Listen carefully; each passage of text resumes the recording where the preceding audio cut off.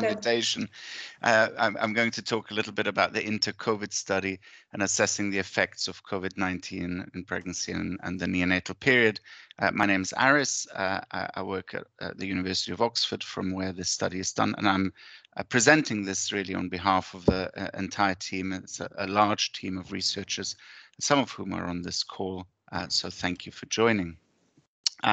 You can find me if you have any questions easily online, or you can always tweet me on my handle there.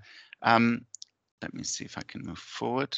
I have no declaration of interest to make, and really just to tell you that the sort of background to this is that we run a number of international studies coordinated from Oxford, and this is the map of our studies that we run in Intergrowth, Interbio, and Interpractice subsequently.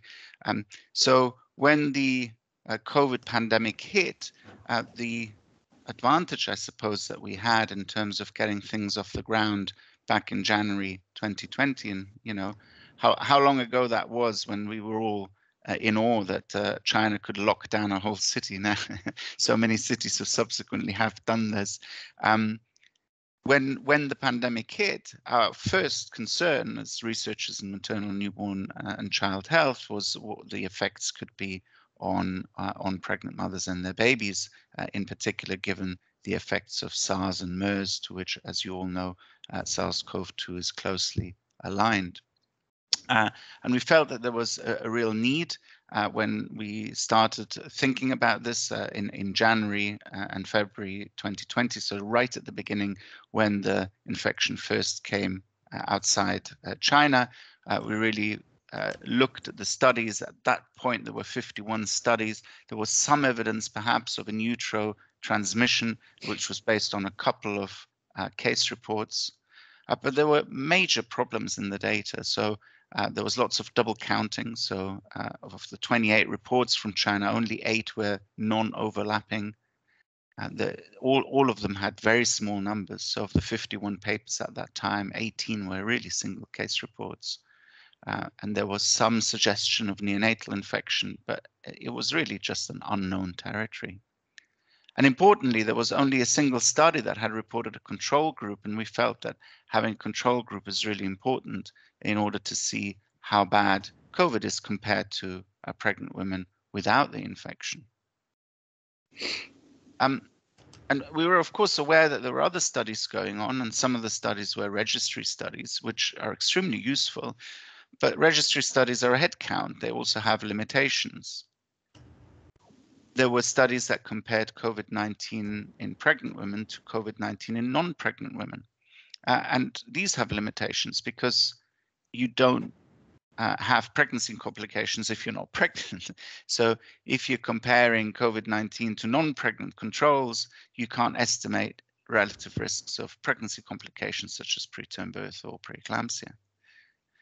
And of course, comparison to historical controls is possible, but I think you all understand that this has major limitations too, because when the health system is overwhelmed, as is the case in a severe pandemic, then of course, what is normal also changes, and historical controls, for that reason, have limitations too. And therefore, within the university and supported by the university strongly, aligned to their policy around vaccines, they also supported a number of studies on COVID, and we started INTERCOVID, which in summary is a very large study. It's a multinational study. It's a prospective cohort study with the aim of assessing the effect of COVID-19 in pregnancy on maternal, fetal, and neonatal outcomes around the world. We worked very quickly, as our first patients were recruited around the time that that COVID was declared a pandemic by the WHO. We received ethical approval very rapidly. We received a rapid response funding from the university, not a large amount of funding, but enough to get the study going. We had already data collection forms, so these were adapted and piloted, and the data entry and management system was adapted from the existing Intergrowth system, allowing us really to move rapidly. Throughout the presentation, you see these little QR codes here, like on this top right. So if you are interested in following any of those links, please just scan for the links with your phone, and those will be available to you. So the setup of the study is to compare two groups of women. We're going to compare diagnosed women with non-diagnosed women. And the diagnosis would be laboratory confirmed COVID-19, so based on a PCR swab or a lateral flow device later on, radiological pulmonary findings, which were suggestive of COVID-19, or maternal symptoms which were strongly compatible with COVID-19. And I remind you that this is a time when swabs were really not widely used. So certainly in some of the settings, PCRs were not available until much later after the study started, and we felt it was really important to get data quickly. But I would also like to say that the specificity of the maternal symptoms is very high. We had initially planned to also recruit women who didn't have symptoms but were exposed clearly to COVID-19, so having a family member. In the end, we did not require, there was an amendment and we removed this because as the pandemic spread, testing became more and more commonplace, so that we were no longer in need for this group. And for the women who were not exposed to the disease, these were recruited at the same time, at the same level of care.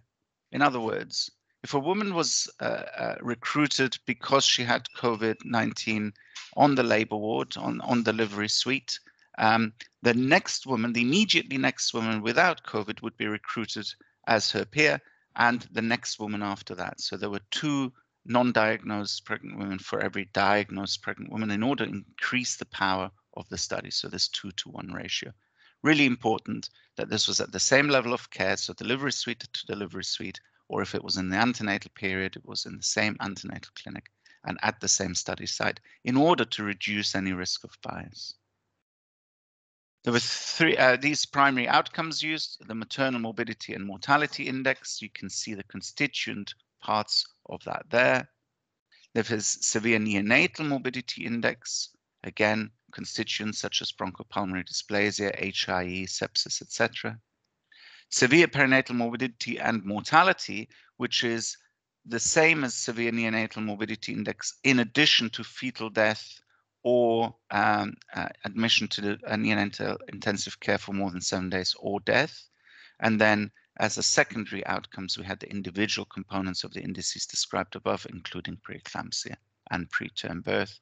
And the sample size was estimated with very preliminary data, but we thought that if a common outcome would increase from 10 to 15%, then if we had 500 affected women and 1,000 non-exposed women, we would have 80% power to detect these differences. And obviously, if there were larger numbers of women recruited, we would be able to look for rarer outcomes. The study was launched in March, as I say, and I really must thank the huge effort of all those people who took part in the 18 countries and 43 study sites. And the primary paper was published in JAMA Pediatrics after some delay of publication. I must tell you that although we're all assembled here now and there's sort of a general acceptance that COVID in pregnancy is pretty bad for you, our publication went a little bit against the grain at the time when it was submitted. So there was a lot of talk that COVID is probably pretty mild and, you know, it doesn't affect pregnant women that much. So we feel that perhaps one of the reasons that it took some time for us to convince referees was that that narrative was changing just about that time. And as you can see, it was quite well distributed. Again, you can scan this QR code if you want to get to the paper. 2,100 women were enrolled, 700 of them with a COVID diagnosis and 1,400 not so diagnosed. And you will remember that our sample size was 500, so the recruitment rate was in excess of what we wanted to see. And the women with and without the diagnosis were largely similar in demographics, although there was a higher proportion of overweight women in those that were diagnosed, a lower number of smokers, and I don't suggest for a second that smoking is protective here, it was just observed. And there was also a higher rate of previous adverse pregnancy outcome in those women with the COVID-19 diagnosis. 44% of women who were positive were asymptomatic. As you will remember, we had women who were confirmed based on PCR or radiology, and women with symptoms only, and you can see that the majority were confirmed cases rather than symptomatic cases only, and sub-analysis has not really shown in any of our papers that these two groups were drastically different. So it is likely that these symptomatic women were genuinely positive, and most of these were antigen positive or antibody positive. There were 4 women diagnosed on radiological signs. In this summary slide, you will see the effects of COVID-19 in pregnancy on a relative risk. Of course, a relative risk of 1 means no change. And if you look at here, the maternal morbidity index is increased. The increases in preeclampsia with a risk ratio of 1.7, increased risk of other infections, intensive care admission. And as you can see, all these adverse outcomes increased. Low birth weight was increased, but that was mostly related to preterm birth. So if you actually looked at the rates of small for gestational age, there did not seem to be an increased risk of small for gestational age in women with COVID diagnosis compared to those without. Maternal deaths, there were 11 maternal deaths in the 700 women with COVID infection, and there was 1 maternal death in the 1,400 women without COVID infection, giving a relative risk of 22, which is well off this scale. Now, I must tell you that of the 11 women who died because they were infected with COVID, we've analyzed them individually and have narrative details, and all 11 were clearly the COVID seems to have been a major, either the cause of death or a major contributor to death. So these were women who died from respiratory illness, either in the pre or the immediate postnatal period. The 1 woman who died in the control group was due to liver failure secondary to cirrhosis, unrelated to this condition. We undertook analysis stratified by symptoms, and here in blue you can see women with asymptomatic COVID-19, and in red women with symptomatic COVID-19, and you can see that for maternal morbidity and mortality index, serious neonatal morbidity, serious perinatal morbidity and mortality, prematurity and preeclampsia, the rates of adversity are much higher always in those women that were symptomatic when compared to those who are asymptomatic. The reference group here is mothers without a COVID-19 diagnosis. So reassuringly, I guess, in some way, if you're asymptomatic, your risks do not seem to be that much higher. Although I would also warn women when I give this talk to the lay public that if you don't know if you're going to get the infection, whether you will be symptomatic or not. So, you still need to exercise absolute care. Women with symptomatic disease here in light blue on this Kaplan-Meier survival curve of pregnancy rather than survival. So these are women remaining pregnant over the weeks. You can see that women in light blue, which were COVID diagnosed symptomatic women, delivered earlier than those who were asymptomatic, who in turn delivered earlier than those women without the condition. We talked already a little bit, I think Emily talked a little bit about the effect of overweight. We didn't have many underweight women, but there was clearly a link of overweight with these outcomes. Again, maternal, serious neonatal, perinatal, prematurity, and preeclampsia. In blue, women with overweight and no COVID.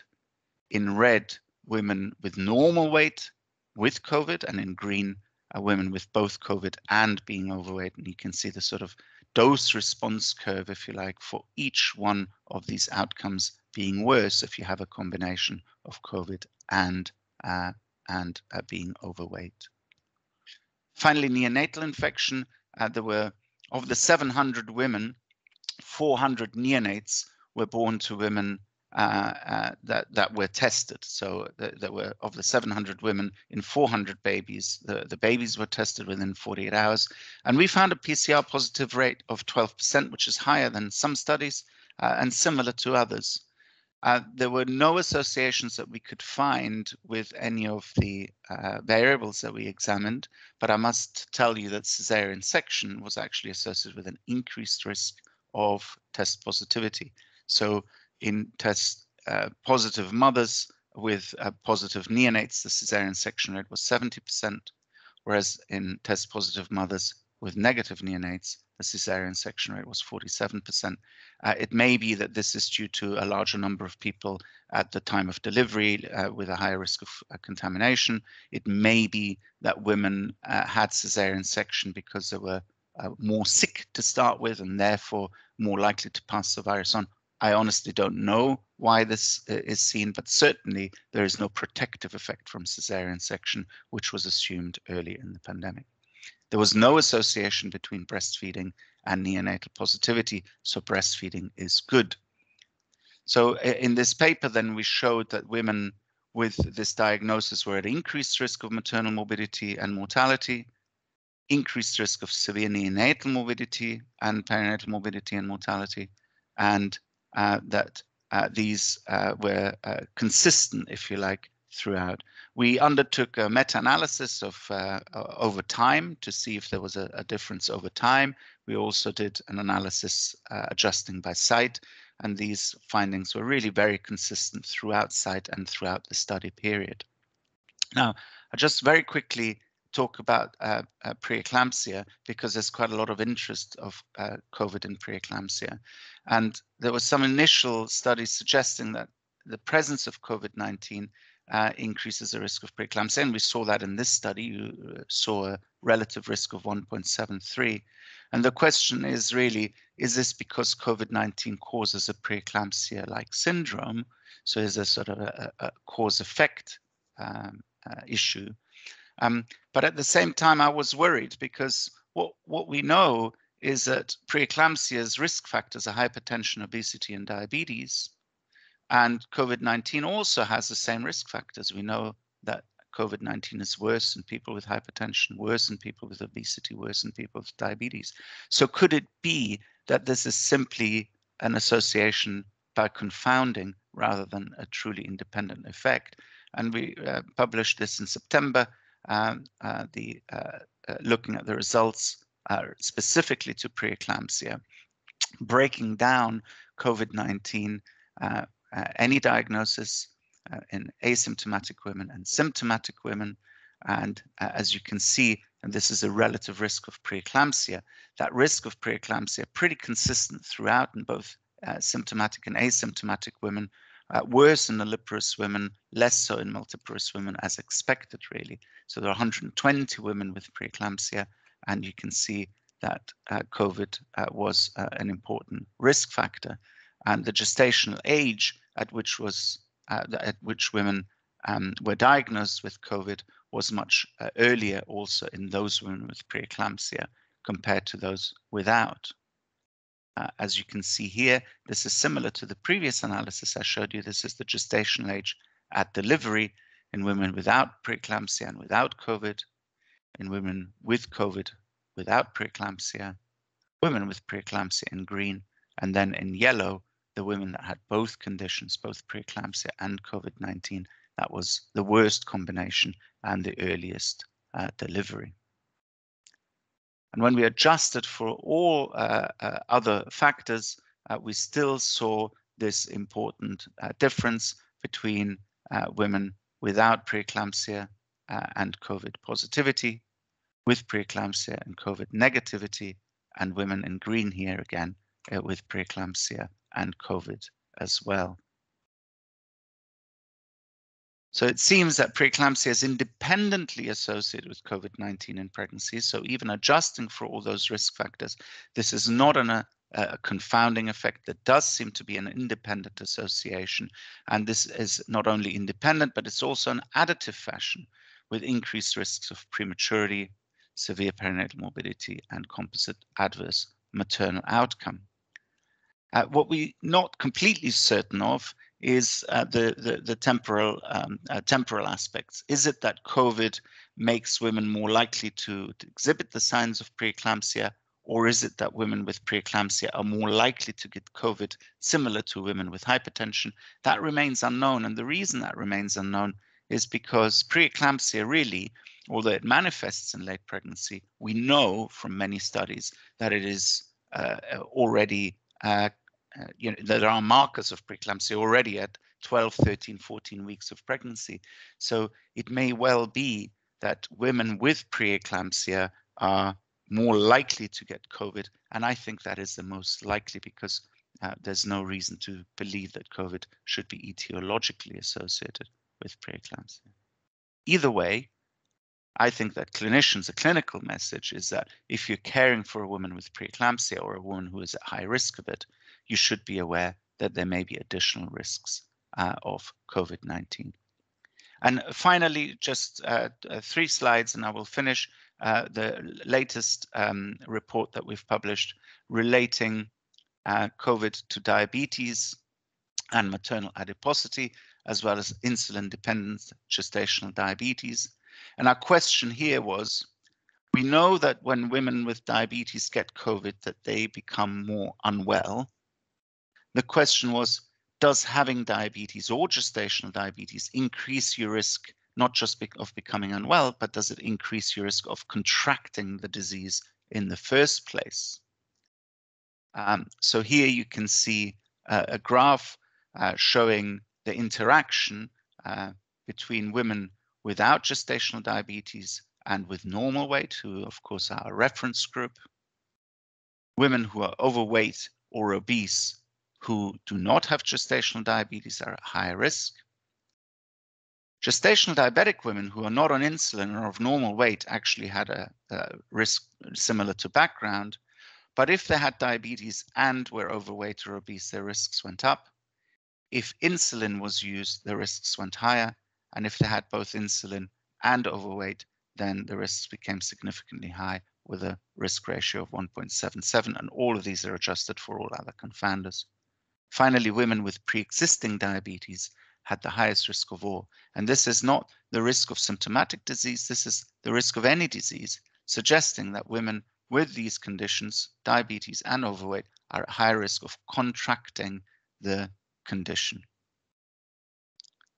So women with GDM had a 21% increased risk of COVID-19, and women with diabetes almost double. So again, a clinical message, I suppose. We think that all women should have the vaccine, but if there is vaccine hesitation, women who are diabetic or gestational diabetic should be particularly encouraged to have the vaccine because they seem to be at even increased risk of contracting the disease. So, of a series of studies, we've shown these increased risks of maternal morbidity and mortality, neonatal and perinatal morbidity and mortality, preeclampsia, preterm birth, and the association with preeclampsia and diabetes. And I think that these findings should alert pregnant women and their clinicians really to implement strictly all the recommended preventative measures, including vaccination. So these are the published papers. We do have a paper under review on newborn data. The condition is not benign for newborns. I will not be able to show you those data today because they are under review, but we will happily come back and show you those data when they are out. But there are effects in the newborn that are not as benign as probably we all think. This is where we are now.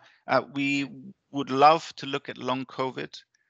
We have this captured population of mothers and babies. There was an article in Nature just this week looking at long-term effects, potential long-term effects in children.